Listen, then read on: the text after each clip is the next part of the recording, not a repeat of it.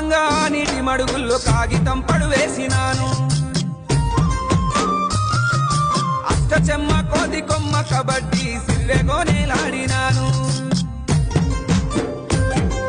సేన్ల పొంటి ఓయి మొక్కజొన్న కంకి దొంగతనమే వేసినాను